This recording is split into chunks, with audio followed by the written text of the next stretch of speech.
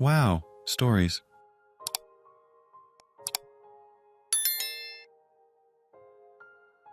Am I the idiot for yelling at my wife because she badly injured herself trying to get our cat out of a tree? Our cat got out and we discovered him sitting on a tree. It was high but close enough to the roof that I, male 28, figured he must have jumped over from the roof and he could jump back. He was meowing loudly, I don't know why, but my wife, female 26, thought it was a cry for help and decided to climb up to get him down. I told her he was fine and would come back down on his own, and if he didn't, we could think of something else like getting a mattress to break his fall, but she didn't listen to me and tried to climb it.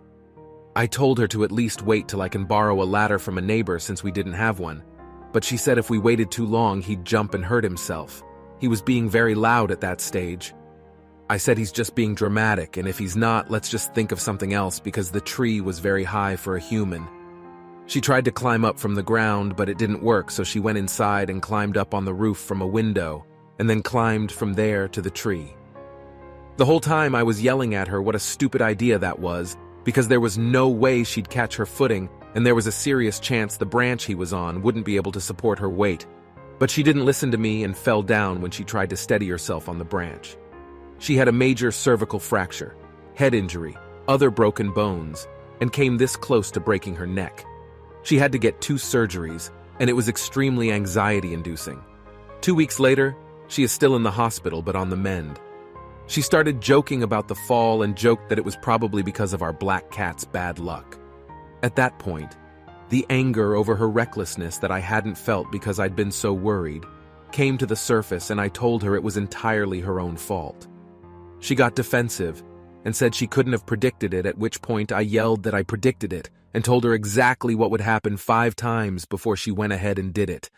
And the cat got down on his own before the ambulance got there anyway, just like I said. Then she started crying, and I started crying, and she said I was being horrible, but I said I can't just not point how wrong she was for making a very reckless choice that nearly killed her, gave her very painful and possibly long-term injuries, and made me and her parents think for hours that her life was on the line.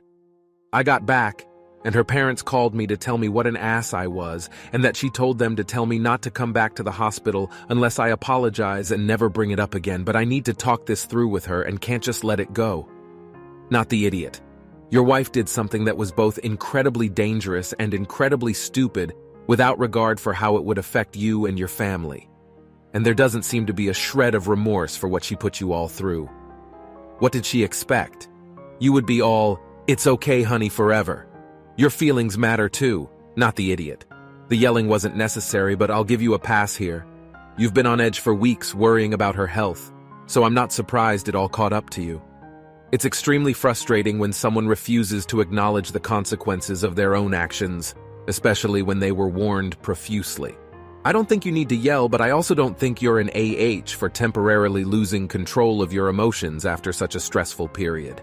Am I the idiot for seating all the vegans at one table at my wedding reception?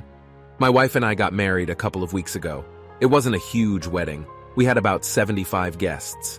During the planning, a handful of my wife's family members asked us about dinner options because they are vegan. None of my family members are vegan, but we wanted to make sure that everyone had good food to eat. At that point, we hadn't talked with a caterer yet, but my wife assured them we would offer vegan options for them. We found a caterer that offered delicious vegan food. We tasted it. Very good. When we were planning the seating chart, my wife mentioned that one of her cousins said that she can't be seated at a table where meat is served. I asked a few questions about it, but my wife got frustrated with me, so I dropped it. But accommodating this was difficult, and eventually I got frustrated too and told my wife that if her cousin is going to be so militaristically vegan about this, then we are just going to seat all the vegans at one table, even if it meant splitting up families and friends. After a few more discussions and my wife talking to her cousin again, my wife eventually relented to my idea of having a vegan table. We put that part of the planning behind us and moved on. I literally didn't even think about it again until we started setting things up for the reception. My wife's mom noticed that some families weren't sitting at the same table and asked about it. I told her that we had to sit all the vegans at one table because of my wife's cousin. My mother-in-law got mad about this and said it's rude to have family members sitting at different tables and to have one table basically segregating the vegans from the rest of the guests. I told her that unless my wife's cousin wants to sit at a table all by herself, this is the solution we came up with, and we aren't going to change it now. Mother-in-law dropped it, but I could tell she wasn't happy. The ceremony went off perfectly, but when it came time for the reception, there were grumblings about the vegan table from my wife's family. While we were going around talking to people, a few of the vegans made comments about how they don't appreciate being singled out and separate from everyone else. I tried to be polite about it, but the fact that they thought bringing this sort of thing up to me on my wedding day was appropriate really started to rub me the wrong way. When my wife's cousin, the one who refused to sit at a table with meat, said something to me about it, I told her that we did that because of her. And the next time someone asks me about it, I am going to tell them to talk to her about why we had a separate vegan table. She told me I was being discriminatory against vegans, and I just turned and walked away. I wasn't going to put up with that BS any more than I already had. It's apparently still a thing within my wife's family, and she feels I should have been more willing to find a different solution.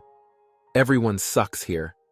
So weird how you jumped from one unreasonable cousin to all vegans needing to be segregated together and separated from family partners. There were many other options you could have gone with. Telling the cousin no, they don't like it, they don't come. Just uninviting the cousin.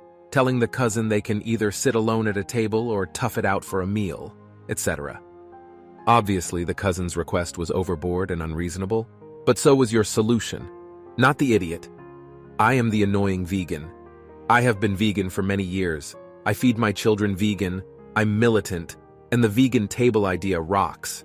Not because I can't sit near someone having a steak, it stinks, but I'll swallow my nausea. But because it would just be so fun to meet new vegans and not be the freak at the table. As another plus, no waitstaff will mess up who gets vegan plates with this plan. It's genius. Am I the idiot for not bringing a disabled woman's order to her car because she doesn't tip? Tough week. So I, female 24, am in college, getting ready to take my exams and graduate soon. To pay for some of my living expenses, I work part-time at a locally owned restaurant. Our restaurant does not offer curbside pickup. The owner has repeatedly said it's up to whoever is working if they want to bring it out or not. In order to offer curbside pickup, the owner would have to provide us with raincoats, which he doesn't care to do. Sometimes, to be nice though, myself or some other employees might bring an order to someone's car. This older woman in her 60s is disabled and ordered from here last month. I brought her order out to her car that day, and when she mentioned how happy she was that we were willing to bring it to her car since she's disabled and most places in town won't do curbside, I made sure to tell her that we aren't required and next time whoever's working might not bring it out, but that I was glad to do it that day. Since then, she's ordered from us twice.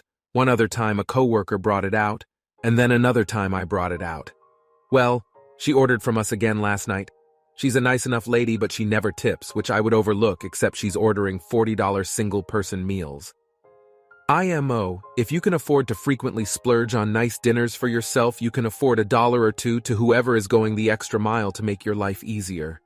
Last night it was raining and cold out, and I was the only person working the front. When she called to say she was there for her order, I politely let her know that since it's raining I wouldn't be going out. She kind of yelled at me, saying that she's disabled. How is she supposed to come get it? I told her that we do not offer curbside pickup, and that she was previously made aware of it. She asked to speak to a manger, who refused to give her a refund. He explained to her that the food was already made, and that we do not offer curbside, and she knew that.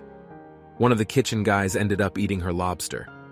When I told my husband about my day, he said I should have helped the old lady, and that I was an idiot for not doing so.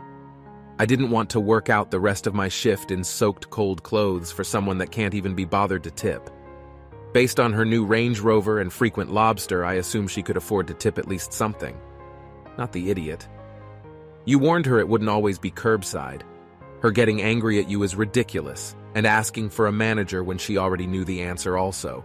You want special treatment? You tip your server, period. Not the idiot.